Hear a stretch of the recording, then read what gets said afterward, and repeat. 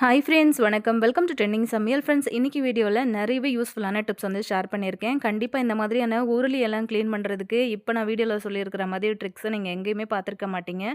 So video வந்து skip பண்ணாமல் பாருங்கள். சேனல் ஃபஸ்ட் டைம் பார்க்குறீங்கன்னா மறக்காமல் சேனலை சப்ஸ்கிரைப் பண்ணிக்கோங்க. வாங்க நம்ம வீடியோக்குள்ளே போகலாம். இந்த மாதிரி டெக்கரேஷனுக்காகவே நம்ம வந்து வாங்கி வச்சு யூஸ் பண்ணுற உருளி பார்த்தீங்கன்னா, அடிக்கடி அதை போட்டு தேய்ச்சு க்ளீன் பண்ணி எடுத்தோம் அப்படின்னா தான் இது பளபளன்னு பளிச்சுன்னு இருக்கும். அதுவும் பார்த்தீங்கன்னா, டக்குன்னு நமக்கு க்ளீன் ஆகாது இல்லையா? கடையில பார்த்தீங்கன்னா, இத க்ளீன் பண்ணுறதுக்குன்னு கெமிக்கல்ஸ் கலந்த பவுடர் நெறையவே விக்கிறாங்க. ஸோ அந்த மாதிரி எதுவுமே நீங்க யூஸ் பண்ணாம, இந்த மாதிரி வீட்ல இருக்கிற மண்ணு மட்டும் யூஸ் பண்ணி ரொம்ப சூப்பரா இன்னைக்கு நம்ம கடையில வாங்கும்போது இருக்கிறத விட புதுசு போல எப்படி மாத்துறதுன்னு பார்க்கலாம். இப்ப பார்த்தீங்கன்னா, கொஞ்சமா நான் வந்து மண்ணு வந்து எடுத்திருக்கேன். மண்ணு கிடைக்கல அப்படின்னா தாராளமா செங்கல் பொடி யூஸ் பண்ணிக்கோங்க. இப்ப அந்த மண்ணுல 1 ஸ்பூன் அளவுக்கு தூள் உப்பு சேர்த்துக்கோங்க. அது கூட வந்து ஒரு பாதி அளவுக்கு எலுமிச்சம்பழம் சாற வந்து கலந்து விட்டுறலாம். அவ்வளோதான். இது 3 பொருள் தான். இது எல்லாத்தையுமே சேர்த்துட்டு நல்லா கை வச்சு இந்த மாதிரி மிக்ஸ் பண்ணி விட்டுருங்க. குட்டி குட்டியான கல் ஏதாவது இருந்தது அப்படின்னா, அத தனியா எடுத்து போட்டுருங்க. இப்ப இந்த உருளிய வந்து பார்க்கும்போது உங்களுக்கு தெரிஞ்சிருக்கும். எந்த அளவுக்கு கருப்பா இருக்கு அப்படின்னு சொல்லிட்டு, இத கிளீன் பண்ணி பல மாசம் ஆன மாதிரி இருக்கு இல்லையா? ஸோ இத வந்து கிளீன் பண்றதுக்காக தான் நம்ம இன்னைக்கு இந்த பேஸ்ட் வந்து ரெடி பண்ணியிருக்கோம். எல்லா இடத்துலயுமே இந்த மாதிரி வந்து அப்ளை பண்ணி குடுத்துருங்க. இந்த மாதிரி பேஸ்ட் யூஸ் பண்ணி உங்களோட வீட்ல இருக்கிற இந்த மாதிரியான பொருட்கள வந்து ஈஸியா நீங்க வந்து கிளீன் பண்ணலாம். இதுக்காக நெறைய செலவு பண்ணி நீங்க வந்து பவுடர்லாம் வாங்கி வச்சு யூஸ் பண்ணணும் அப்டின்லாம் அவசியம் கிடையாது. ரொம்ப சிம்பிளான ஒரு ஐடியா தான். ஆனா ரிசல்ட் வந்து பக்காவா இருக்கும். ஃபுல்லா எல்லா இடத்துலயுமே நம்ம வந்து இந்த மாதிரி தேய்ச்சு குடுத்து விட்டுர்லாங்க. இத வந்து ஒரு 5 நிமிஷத்துக்கு டிஸ்டர்ப் பண்ணாம விட்டுருங்க. அதே மாதிரி சின்னதா ஒரு குடம் மாதிரி ஒண்ணு இருந்துச்சு. ஸோ அதையும் நான் வந்து இந்த மாதிரி பேஸ்ட் போட்டு ஃபுல்லா அந்த மாதிரி தேய்ச்சு எடுத்துர்றேன். ஸோ நான் வந்து தேய்க்கும்போதே உங்களுக்கு தெரிஞ்சிருக்கும் அப்படின்னு நெனைக்கிறேன். கலர் வந்து நல்லா சேஞ்ச் ஆயிட்டே வருது. ஸோ இத அப்படியே வந்து நம்ம கொஞ்ச நேரத்துக்கு ரெஸ்ட்ல விட்டுர்லாம். ஒரு 5 நிமிஷம் கழிச்சு இந்த மாதிரி ஒரு ஸ்க்ரப்பர் வந்து யூஸ் பண்ணிக்கோங்க. ஸ்டீல் ஸ்க்ரப்பர்லாம் எதுவும் போடாதீங்க. நான் சும்மா லைட்டா தான் வந்து தேய்ச்சு குடுக்குறேன். உங்களுக்கு பார்க்கும்போதே தெரியும்னு நெனைக்கிறேன். ஸோ லைட்டா நம்ம வந்து அந்த மாதிரி தேய்ச்சு குடுத்துர்லாங்க. ரொம்ப அழுக்கு அதிகமா இருந்தது அப்படின்னா, நீங்க வந்து நல்லா தாராளமாவே ஒரு அழுத்தம் குடுத்து தேய்க்கலாம். நான் வந்து பார்த்தீங்க அப்படின்னா, எந்த அளவுக்கு அழுக்கு இருந்ததுன்னு தெரியும் உங்களுக்கு. ஃபர்ஸ்ட்டு நான் அந்த பேஸ்ட் போட்டு லைட்டா கை வச்சு தேய்க்கும்போதே அந்த அழுக்கு எல்லாமே சூப்பரா விட்டு போயிடுச்சு. அதாவது அந்த கரை எல்லாமே வந்து போயிடுச்சு. ஸோ இருந்தாலுமே இந்த மாதிரி ஒரு ஸ்க்ரப்பர் வந்து யூஸ் பண்ணி லைட்டா நம்ம வந்து இந்த மாதிரி எல்லா இடங்கள்லயுமே படுற மாதிரி தேய்ச்சு விட்டுருங்க. அவ்வளோதான். ஃபுல்லா நம்ம வந்து தேய்ச்சு எடுத்துட்டோம். இப்போ அத நம்ம வந்து ஃபைனலா வாஷ் பண்ணி எடுத்துடலாம். ஸோ பாருங்க, உங்களுக்கு பார்க்கும்போதே தெரிஞ்சிருக்கும்னு நெனைக்கிறேன். முன்னாடி நம்ம வந்து அந்த பேஸ்ட் அப்ளை பண்ணுறதுக்கு முன்னாடி இந்த பாத்திரம் வந்து எப்படி இருந்துச்சு அப்படின்னு சொல்லிட்டு, ஸோ இப்போ பாருங்க எந்த அளவுக்கு இருக்குது அப்படின்னு சொல்லிட்டு.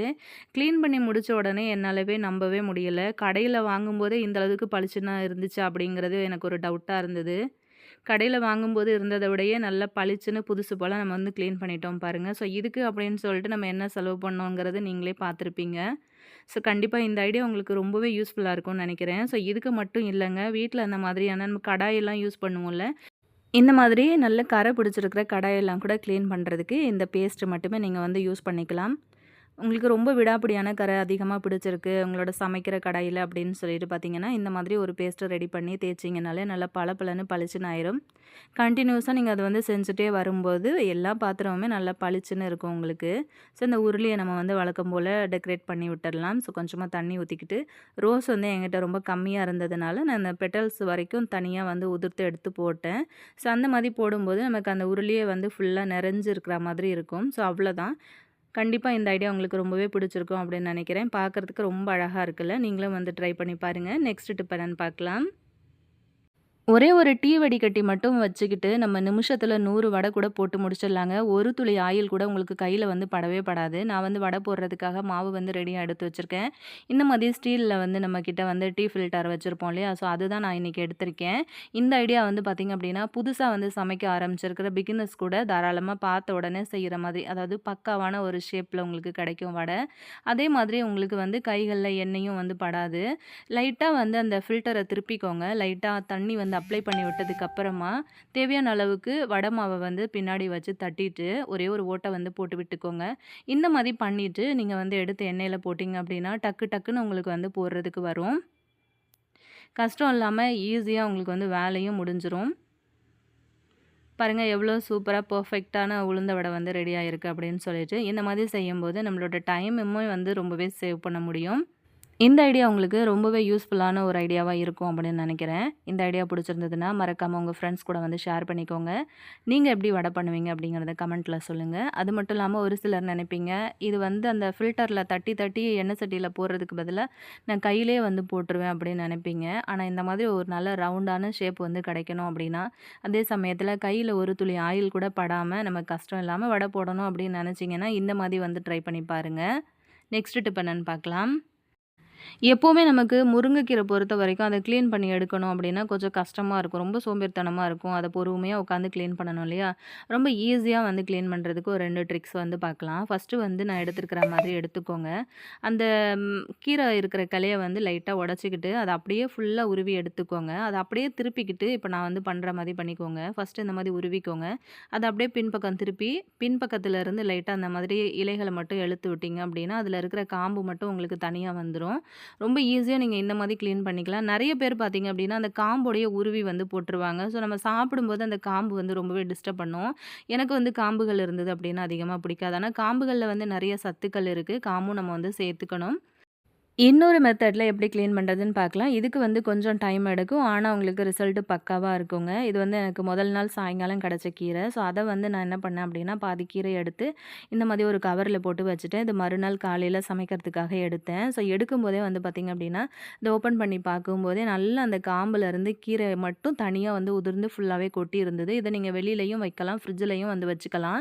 எப்படி வச்சாலுமே உங்களுக்கு இந்த மாதிரி தான் கிடைக்கும்.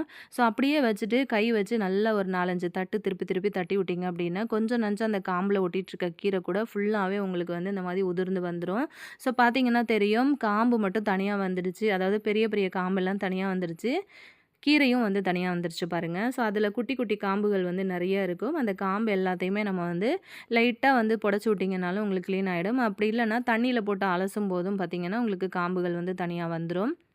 இந்த மாதிரி நீங்க வந்து தனியா கை வச்சு அந்த காம்புகள் எல்லாத்தையுமே நீங்க வந்து தனியா எடுத்து விட்டுறலாம். ரொம்ப ஈஸியா நீங்க வந்து முருங்கைக்கீரை கிளீன் பண்றதுக்கு இந்த ஐடியா உங்களுக்கு ரொம்பவே யூஸ்ஃபுல்லா இருக்கும்னு நெனைக்கிறேன். வீடியோக்கு ஒரு லைக் குடுத்துருங்க. நெக்ஸ்ட் டிப் பார்க்கலாம்.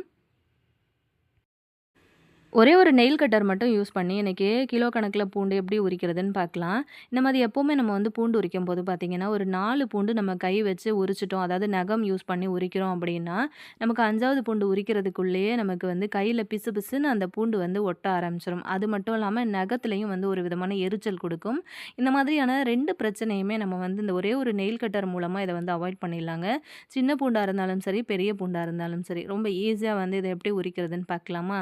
நீங்க ஒரு சீரியல் பார்த்து முடிக்கிற டைமுக்குள்ளேயே நெறைய பூண்டு வந்து உரிச்சு முடிச்சிடலாங்க. ஸோ இந்த நெயில் கட்டர் வந்து ரெடியா நான் அந்த மாதிரி திருப்பி எடுத்துக்கிறேன்.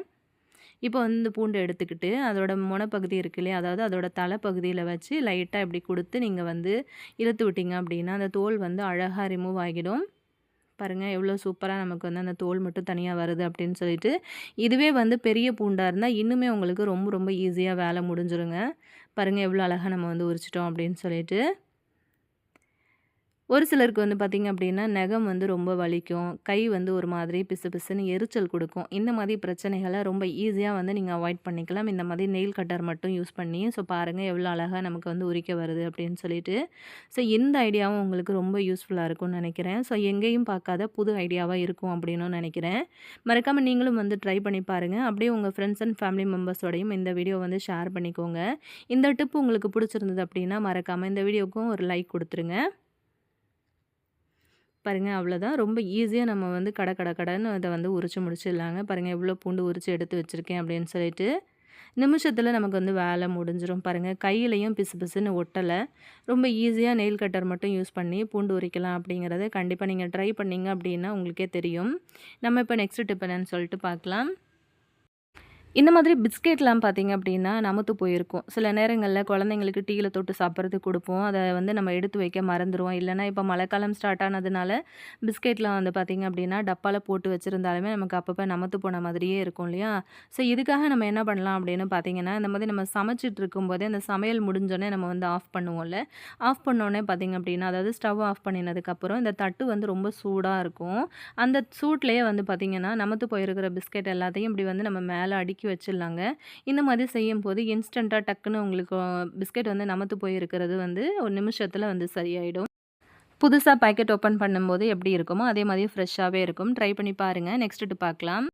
நம்ம டெய்லி சமைக்கிறதுக்கு யூஸ் பண்ற குக்கர்ல வந்து பார்த்தீங்க அப்படின்னா, இந்த மாதிரி கைப்பிடி வந்து அடிக்கடி கலண்டு வந்துட்டு, இது ஒரு பெரிய டென்ஷனாவே இருக்கும். நமக்கு சில சமயத்தில ஏதாவது பருப்பு ஏதாவது வேக வச்சுட்டு நம்ம வந்து இறக்கி வைக்கிறோம் அப்படின்னும்போது, ரொம்ப பார்த்து பார்த்து பயந்து பயந்து இறக்கி வைப்போம். ஏன் அப்படின்னா, எந்த நேரத்தில அது வந்து கலண்டு விழுந்துருமோ அப்படின்னு சொல்லிட்டு ஒரு பயம் நமக்கு இருந்துட்டே இருக்கும் இல்லையா? அத வந்து இன்னைக்கு அவாய்ட் பண்றதுக்காக, இன்னைக்கு ரொம்ப சூப்பரா நல்லா ஸ்ட்ராங்கா அவங்களோட கைப்பிடி வந்து இருக்கிறதுக்காக நம்ம என்ன பண்ணலான்னு பார்த்தீங்கன்னா, இந்த மாதிரி வந்து காலியாயிட்டு தூக்கி போடுற மாத்திரை கவர வந்து எடுத்துக்கோங்க. இப்ப நான் எடுத்திருக்கிற கவர் வந்து உங்களுக்கு பார்க்கும்போது தெரியும்னு நெனைக்கிறேன். அதில 2 மாத்திரை இருந்தது. 1 நான் யூஸ் பண்ணிக்கிட்டேன். ஸோ 1 வந்து புதுசாவே இருக்கு. யூஸ் பண்ணாம இருந்தத தனியா எடுத்து வச்சுக்கிட்டேன். ஸோ இந்த யூஸ் பண்ண மாத்திரை மட்டும் தனியா இந்த மாதிரி ஒரு ஷேப்ல நான் வந்து கட் பண்ணி எடுத்திருக்கேன். இப்போ வந்து பார்த்தீங்கன்னா, அந்த கத்திரிக்கோல மட்டும் யூஸ் பண்ணி, அத வந்து நம்ம கட் பண்ணி எடுத்தோம் இல்லையா? அந்த மாத்திரை கவர் அதில வந்து லைட்டா நடுவுல ஓட்ட போட்டுக்கோங்க. அந்த ஓட்டைக்குள்ள நம்ம வந்து அந்த குக்கர்லேருந்து கழட்டி எடுத்தோம் இல்லையா? அந்த நட்டு அத வந்து உள்ளுக்குள்ள விட்டுக்கோங்க. லைட்டா வந்து ஒரு சுத்து கட் பண்ணிக்கோங்க. ரொம்ப பெருசா இருக்கணும்னு அவசியம் கிடையாது. லேசா அந்த மாதிரி இருக்க மாரி கட் பண்ணி எடுத்துக்கோங்க. ஸோ 2மே வந்து ரெடி ஆயிடுச்சு. இந்த மாதிரி ரெடி பண்ணி உங்களோட குக்கர் கைப்பிடிய வந்து டைட் பண்ணுறதுக்காக நீங்க வந்து இந்த மாதிரி வச்சு செட் பண்ணிட்டீங்க அப்படின்னா, வருஷக்கணக்கானாலுமே உங்களோட கைப்பிடி வந்து அதாவது குக்கரோட கைப்பிடி வந்து கழண்டு வரவே வராதுங்க. ரொம்ப ஸ்ட்ராங்கா, ரொம்ப டைட்டா வந்து பிடிச்சுக்கும். அடுத்தடுத்து நீங்க வந்து யூஸ் பண்ணவே அது வந்து இன்னுமே நல்லா டைட்டா போயிட்டு செட் ஆயிடும். ஸோ இந்த ஐடியா உங்களுக்கு ரொம்பவே யூஸ்ஃபுல்லா இருக்கும்னு நெனைக்கிறேன். இத வந்து வேஸ்ட்டா நம்ம வந்து கடைக்கு கொண்டு போயிட்டு நம்ம மாத்தணும் அப்டின்னா, அதுக்கு ஒரு குறிப்பிட்ட அமௌண்ட் நம்ம வந்து செலவு பண்ற மாதிரி இருக்கும். அந்த மாதிரி பண்ணாம, நீங்க குப்பையில தூக்கி போடுற வேஸ்ட்டான மாத்திரை கவர் மட்டுமே யூஸ் பண்ணி, இந்த ஒரு பெரிய பிரச்சனைய ரொம்ப ஈஸியா செலவே இல்லாம வந்து நம்ம சமாளிச்சிடலாம். பாருங்க எவ்ளோ டைட்டா நல்லா செட் ஆயிடுச்சு இல்லையா? இதே மாதிரி நான் 2த்தையுமே வந்து நல்லா டைட் பண்ணிட்டேன். பாருங்க, ரொம்ப சூப்பரா செட் ஆயிடுச்சு. இப்ப நீங்க குக்கர தூக்கி கீழ அடிச்சீங்க அப்டின்னாலும், அந்த கைப்பிடி வந்து உங்களுக்கு கழண்டு வராது. ட்ரை பண்ணி பாருங்க. இன்னைக்கு ஷேர் பண்ண எல்லா டிப்ஸும் உங்களுக்கு ரொம்பவே யூஸ்ஃபுல்லா இருந்திருக்கும்னு நெனைக்கிறேன். ட்ரை பண்ணி பாருங்க. நெக்ஸ்ட் ஒரு வீடியோல நான் உங்கள மீட் பண்றேன் ஃப்ரெண்ட்ஸ். Thank you.